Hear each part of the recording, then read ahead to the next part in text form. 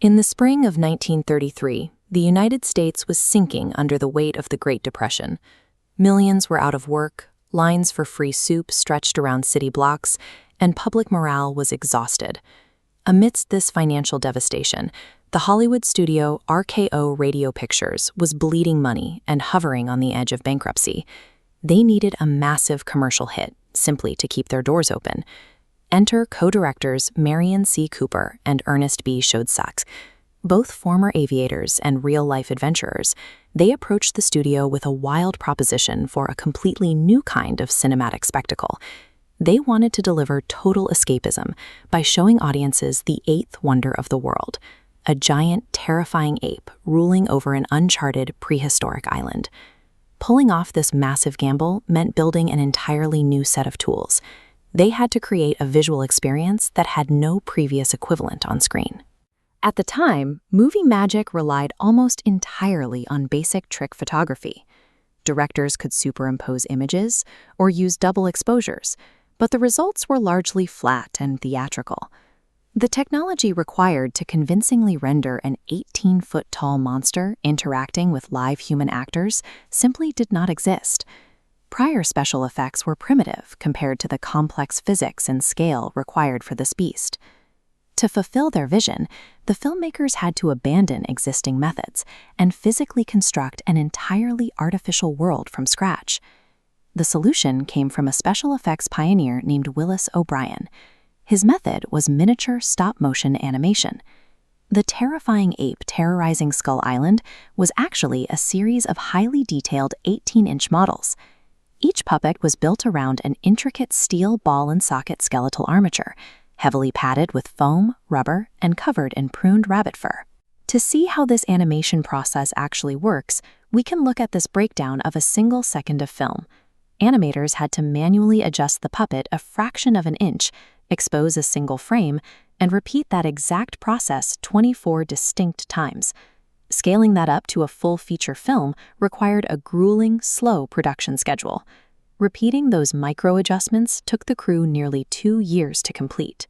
To place this puppet inside a believable environment, O'Brien built jungle landscapes on massive sound stages.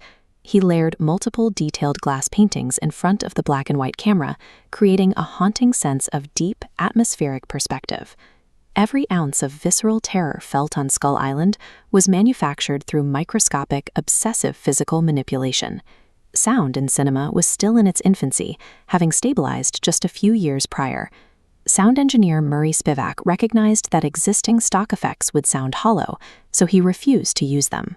To construct Kong's iconic, chest-rattling roar, Spivak took recording equipment directly to the zoo and captured the genuine growls of lions and tigers. This waveform illustrates how Spivak physically manipulated those audio tracks. By playing the animal growls backward and slowing the tape down, he gave the creature an unnatural, massive resonance that no real animal could produce. For the heavy, thudding footsteps of the giant ape, Spivak employed a brilliant, mundane Foley trick.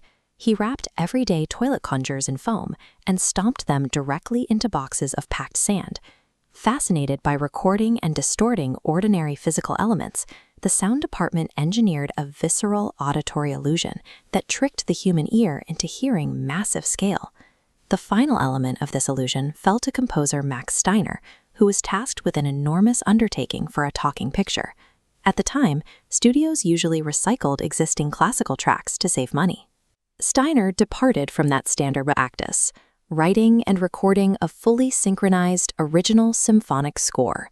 The painstaking mechanical illusion had worked, generating an authentic, overwhelming emotional response from the masses. The film's climax, framing Kong swatting at biplanes from atop the newly constructed Empire State Building, became a permanent piece of global folklore. It served as a myth for the modern age, a tragic visual representation of untamed nature violated and destroyed by human greed. The techniques developed in 1933 established the technical and narrative framework for the monster movie genre, directly influencing generations of special effects artists and filmmakers. King Kong demonstrated that the camera was a tool for total fabrication. It proved that cinema possessed the power to construct entirely artificial worlds and make them feel heartbreakingly real. This was brought to you by Stalls or Circle. Thank you for listening.